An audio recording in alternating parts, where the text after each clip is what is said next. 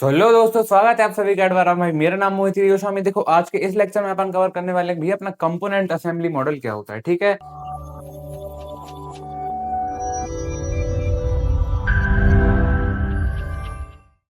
अब देखो component assembly model क्या हो रहा है भाई, थोड़ा बहुत नाम से रिलेट करो आप। क्या बोल रहा हूँ मैं? Component component assembly assembly model. ठीक है, कंपोनेंट असेंबली मॉडल। अब ये कंपोनेंट का मतलब क्या होता है? हाँ, अब जैसे भाई बहुत सारी चीजें होती हैं कुछ अलग अलग, जैसे हाँ हाँ मेरे अंदर भैया क्या क्या कंपोनेंट है, मेरे भैया हाथ है, ये हाथ है, पैर है, तो इसमें क्या है, मेरे ये कंपोनेंट्स है ना। अब कंपोनेंट असेंबली मॉडल में क्या होता है, कुछ कंपोनेंट होते हैं, है ना। असेंबली मतलब उनको अपन असेंबल करते हैं, मतलब एक साथ जोड़ते हैं। और हाँ, तो कुछ इस तरीके का ही मॉडल अपना है। इसमें क्या करते हैं, मान लो भैया मैंने पहले कुछ एक सॉफ्टवेयर बनाया था, पहले मैंने एक कुछ सॉफ्टवेयर बनाया था, सॉफ्टवेयर वन नाम ले लो, है ना। अब उसके भैया पूरे कोड हैं, पूरे कोड हैं, हाँ ठीक है भैया। अब मैंने क्या किया, सॉफ्टवेयर टू बनाया, कुछ दूसरा सॉफ्टवेयर बनाया होगा, उसके भी कुछ कोड पड़े हैं मेरे पास, है ना। अब मैंने भैया सॉफ्टवेयर थ्री बनाया था, है ना, तो उसके भी कुछ कोड मेरे पास लिखे हैं। अभी ऐसे तो नहीं लिखते आप कोड, हाँ, बट मान लो एक कोड लिखे हैं। अब भैया मेरे को क्या करना है, एक नया सॉफ्टवेयर बनाना है। ठीक है, नया सॉफ्टवेयर आपको बनाना है, या सॉफ्टवेयर, एक नया सॉफ्टवेयर क्या है भाई, वो नया सॉफ्टवेयर आपको बनाना है। ठीक है, हाँ भैया बनाना है ना। अब इस सॉफ्टवेयर में क्या है, इस सॉफ्टवेयर में क्या है भैया, अब इस सॉफ्टवेयर के कुछ जो फीचर्स हैं या फिर कुछ इसमें इस सॉफ्टवेयर का कुछ जो डाटा है ना, वो भाई थोड़ा बहुत इससे रिलेटेड है, थोड़ा बहुत इससे रिलेटेड है, और थोड़ा बहुत मान लो कहीं ना कहीं इसी से रिलेटेड है। तो अब इस पूरे सॉफ्टवेयर को अपन दोबारा से बनाने के बजाय, अब जो इसका पार्ट इससे रिलेट कर रहा होगा, तो उस उतने हिस्से का कोड अपन उठा के यहाँ पे ले लेंगे भैया, हाँ ठीक है। इतने हिस्से का कोड उठा के अपने यहाँ पे ले लेंगे, तो कुछ ऐसा कुछ होता है। इसमें अपन क्या करते हैं, जो भी अपन सॉफ्टवेयर बना रहे होते हैं पूरा एकदम नए सिरे से नहीं बनाते, है ना। तो मान लो अपने पास पहले कुछ पार्ट वगैरह, मतलब पहले कुछ कंपोनेंट्स वगैरह ऐसे सॉफ्टवेयर के पड़े हुए होते हैं ना। मान लो थोड़ा बहुत, हाँ, पहले का डाटा रखा है, तो उन सबको मिला जुला के अपन एक नया सॉफ्टवेयर बनाते हैं। इसमें क्या करते हैं, नए सिरे से सॉफ्टवेयर बनाना चालू नहीं करते। ठीक है, अलग अलग कंपोनेंट जोड़ के उनको असेंबल करके बनाते हैं। ठीक है, तो इसलिए अपन इसको कंपोनेंट असेंबली मॉडल बोलते हैं। ठीक है, अब चलो इसका अपन थोड़ा बहुत डायग्राम देखते हैं, समझते हैं क्या बोल रहा है ना। आइडेंटिफाई कैंडिडेट कंपोनेंट्स, मतलब अब पहले क्या करेंगे, अपन सबसे पहले क्या करते थे, जो भी मेरा कैंडिडेट है या फिर जो भी मेरा क्लाइंट है, उससे मैं भैया पहले इन्फॉर्मेशन लेता था। अब इन्फॉर्मेशन लेने के बाद मैं क्या करूंगा, अब उस इन्फॉर्मेशन के हिसाब से मैं अपनी लाइब्रेरी में या अपने मॉडल्स में चेक करूंगा कि यार कहीं वो कंपोनेंट्स मेरे पास पहले से तो नहीं पड़े। मतलब अब मान लो मेरे को कुछ नया मॉडल बनाना है, पूरा नया मॉडल बनाना है, मान लो 1 2 3, उस मॉडल में 4 पार्ट हैं, 1 2 3 4 5 पार्ट्स है ना।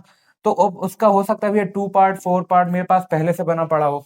तो वो मैं चेक करूंगा, आइडेंटिफाई कैंडिडेट कंपोनेंट्स, मतलब कैंडिडेट ने जो जो मेरे को डाटा दिया है, उस हिसाब से मैं कंपोनेंट्स चेक करूंगा, यार कहीं इतने इतने से कोड या फिर प्रोग्राम मेरे पास पहले से बना तो नहीं पड़ा। हाँ ठीक है, अब उसे क्या करेंगे, look up components in library. हाँ, अब पहले तो पहचानेंगे।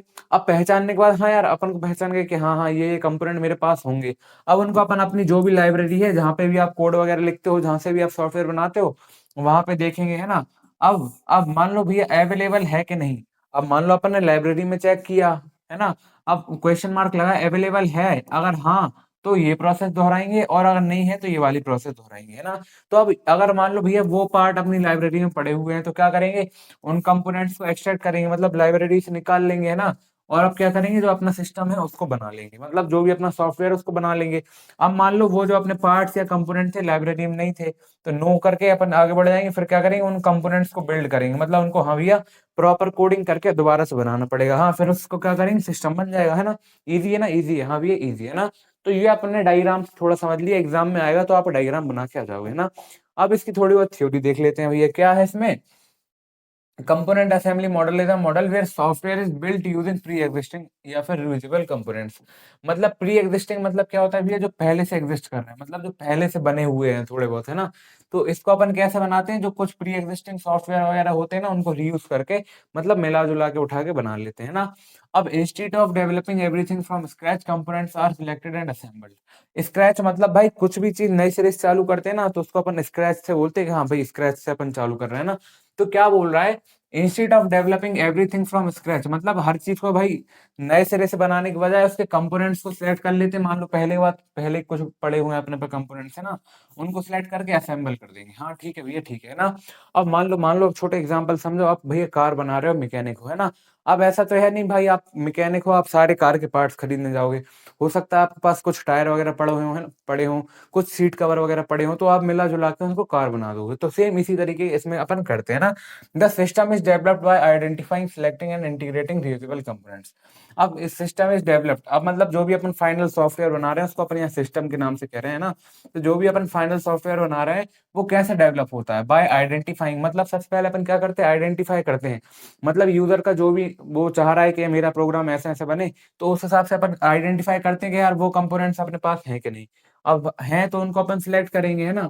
इंटीग्रेट मतलब उनको मिक्स करेंगे, इंटीग्रेट करके रियूजेबल कंपोनेंट्स मतलब इंटीग्रेट करके मिला जुला के रियूज करके अपना नया सिस्टम बना लेंगे है ना। If components are not available they are developed and then integrated. अब मान लो अपने पास कंपोनेंट्स अपने पास लाइब्रेरी में अवेलेबल नहीं है, तो अपन क्या करेंगे, if they are not available they are developed, फिर उनको क्या करते हैं भैया, बनाते हैं, उसके बाद उनको इंटीग्रेट करते हैं, मतलब हाँ उसके बाद उनको फिर जोड़ते हैं। ठीक है, आगे समझ। अब जो आपका कंपोनेंट असेंबली मॉडल है भैया, मॉडल क्या है ये, iterative iterative plus red plus prototype का थोड़ा थोड़ा कॉम्बिनेशन है। प्रोटोटाइप कैसे भैया, इसमें अपन क्या कर रहे हैं, मॉडल बना रहे हैं या फिर प्री एग्जिस्टिंग जो पहले से बने पड़े हैं कुछ सैंपल वैंपल, तो वो हाँ प्रोटोटाइप से रिलेट करवा देता है। रेड मतलब इसमें रैपिड डेवलपमेंट होता है, मतलब जल्दी बनता है ना। और आइटरेटिव मतलब एक पार्ट से किसी दूसरे पार्ट पे वापस भी जाना हो तो जा सकते हैं ना। तो इन तीनों का कॉम्बिनेशन जैसा है क्या भैया अपना कंपोनेंट असेंबली मॉडल है ना। अब इसके फीचर्स क्या बोल रहे हैं, focus on reusability of components. इसमें अपन क्या करेंगे, रियूजेबिलिटी ऑफ कंपोनेंट्स पे फोकस करेंगे। मतलब भी ये क्या बोल रहे हो, मतलब मान लो एक अपना ये था इसके कुछ कोड थे, दूसरा अपना ये था इसके कुछ कोड वगैरह थे ना। तो अपन क्या करेंगे, रियूजेबिलिटी पर फोकस करते हैं। मतलब क्या करते हैं, अपना पहले से कुछ चीज पड़ी है तो भाई इसको फेंकने के बजाय अपन नहीं कहते इसको रीयूज कर लो, तो हाँ आपने पहले कुछ कोड पढ़े हैं तो उनको अपन रीयूज कर लेते तो हैं ना। चलिए दोस्तों, आशा करता हूं ये लेक्चर्स आपको काफी अच्छे लग रहे होंगे। ये जो बैच आप देख रहे हो, ये सब्जेक्ट आप पढ़ रहे हो, ये एब्सोल्युटली आपके लिए फ्री है यूट्यूब पर। इसके डिस्क्रिप्शन में आपको कंप्लीट लिंक मिल जाएगी, या फिर आप एडवारा इंजीनियर चैनल पर जाके देख सकते हो। और कुछ बैचेस जैसे आपके मैथमेटिक्स 2 बैचेस हो गए, और जो आपके कुछ बैचेस हैं जो टफ पढ़ते हैं आपको, वो भी आप जाकर के एडवारा ऐप पे पढ़ सकते हो। तो प्ले स्टोर से आप एडवारा ऐप डाउनलोड कर सकते हो, या अगर आपको लैपटॉप पे बड़ी स्क्रीन में पढ़ने का मन है तो भैया advara.in वेबसाइट पर जाकर के यहां नीचे हल्का स्क्रॉल करोगे तो अपनी यूनिवर्सिटी सेलेक्ट करना, एकेटीयू के तो एकेटीयू सेलेक्ट करना, आरजीपीवी के हो तो आरजीपीवी सेलेक्ट करना, अपनी यूनिवर्सिटी के हिसाब से स्ट्रक्चर्ड कंटेंट से पढ़ाई करिए। Faster development due to readymade modules. अब इसमें क्या होता है, फास्टर डेवलपमेंट होती है। रेड मतलब क्या था, फास्टर रैपिड डेवलपमेंट है ना। तो इसमें क्यों होती है भाई फास्टर डेवलपमेंट होती है, क्यों, ताकि कुछ मॉड्यूल तो अपने पास ये पहले से बने हुए पड़े होते हैं। हाँ ठीक है, लेस कोडिंग रिक्वायर्ड, इसमें कोडिंग कम करनी पड़ती है, ताकि कुछ अपने पास पहले से ही कोड बने पड़े हैं तो अपन वो लिखने नहीं पड़ेंगे। हाँ, easy to maintain and upgrade, हाँ इसको मेंटेन करना और अपग्रेड वगैरह करना इजी होता है। ठीक है, तो ये अपन ने थोड़ी बहुत इसकी थ्योरी देख ली। अब अपन देखेंगे भाई इसके फेजेस क्या क्या होते हैं।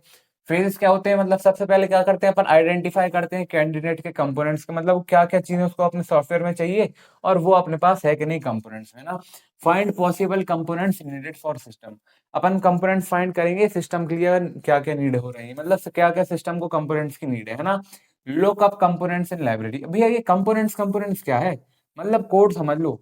अपन कोई भी नया सॉफ्टवेयर बनाते हैं ना, तो उसके लिए कितने सारे कोड लिखने पड़ते हैं। मान लो थोड़ा बहुत कोड पहले से लिखा हुआ है, तो उनको अपन यहाँ कंपोनेंट के नाम से जानना है ना। Search for available reusable components, अपन क्या करेंगे, पहले तो आइडेंटिफाई करें, सोच रहे हैं कि यार भाई है कि नहीं है कि नहीं। हाँ, अब अपन को क्लियर हो गया कि हाँ भैया है। अपन उन चीजों को सर्च करेंगे कि हाँ भैया, अपन सर्च करेंगे अपनी लाइब्रेरी में वो कंपोनेंट है कि नहीं। चेक अवेलेबिलिटी, चेक करेंगे उनकी अवेलेबल है कि नहीं। Decide whether required component exist और नॉट, है ना। अब अपन चेक करेंगे हर वो कंपोनेंट है कि नहीं, है ना। उसके बाद फोर्स क्या, एक्सट्रैक्ट कर लेंगे। मान लो कि हाँ वो अपने पास भी अवेलेबल थे, तो अपन उनको लाइब्रेरी से निकालेंगे। Select and reuse available components होना तभी है यहाँ पे ना, सिलेक्ट कंपोनेंट है ना।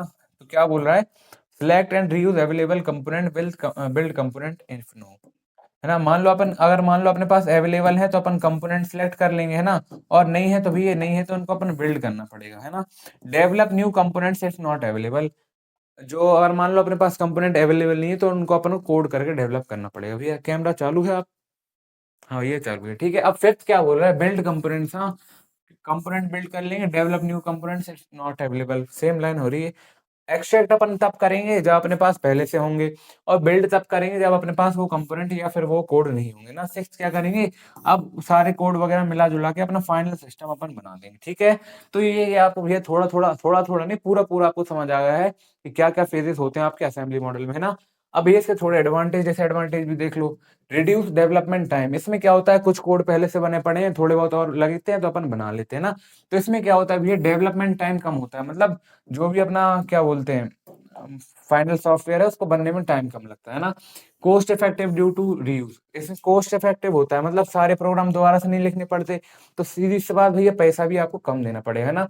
रिलायबल होता है टेस्टेड कंपोनेंट्स, ये क्या होता है, रिलायबल भी होता है। रिलायबल होता है मतलब क्या होता है, अब ये जो कंपोनेंट्स पहले के पड़े हैं तो ये कैसे होंगे भैया, थोड़े और टेस्टेड होंगे, तो इन पे थोड़ा बहुत अपन को विश्वास रहता है कि हाँ ये अपने काम किए हुए कंपोनेंट्स है ना। इजी मेंटेनेंस, हाँ भैया मेंटेनेंस इसमें इजी होता है। अब limited availability of suitable components, अब क्या होता है भाई, हाँ मान लो अपन चीजें समझ आ गई क्या क्या कंपोनेंट्स आपको लग रहा है, मान लो उनकी अवेलेबिलिटी है कि नहीं है, तो मतलब लिमिटेड होती है अवेलेबिलिटी, कि कंपोनेंट्स हैं कि नहीं।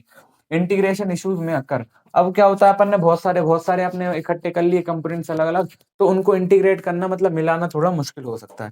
Less control over used components, अब कुछ कंपोनेंट्स, हाँ ये एक कंपोनेंट मेरे पास पहले के थे, मतलब एक सेट ऑफ कोड्स, कंपोनेंट को एक समझ लो सेट ऑफ कोड्स है ना। तो ये मेरे पास भी ये पहले से थे, अब इनको मैं रीयूज कर रहा हूँ। तो उसके वजह से क्या हो सकता है, थोड़ा उनके ऊपर अपन उतना कंट्रोल नहीं कर सकते जितना अपन अपने हिसाब से नए कोड बनाते हैं ना। डिपेंडेंसी ऑन एक्सटर्नल कंपोनेंट्स, अब इससे क्या होता है, अपन भैया एक्सटर्नल दूसरे कंपोनेंट्स पर थोड़ा बहुत डिपेंड होने लगते हैं ना। तो ये देखो, ये आप इसके नोट्स बना लो। आज के इस लेक्चर में अपन ने पूरा समझ लिया कि अपना कंपोनेंट असेंबली मॉडल क्या होता है। और भी ये कहीं भी कुछ दुख दर्द पीड़ा कुछ समझना हो तो आप मेरे को अपने मेरी इंस्टा आईडी पे मैसेज करके पूछ सकते हो, ठीक है।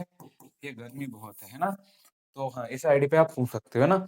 तो भाई उम्मीद है यार आपको आज का लेक्चर पसंद आया, उसके नोट्स अच्छे से बनाइए। Thank you so much for watching.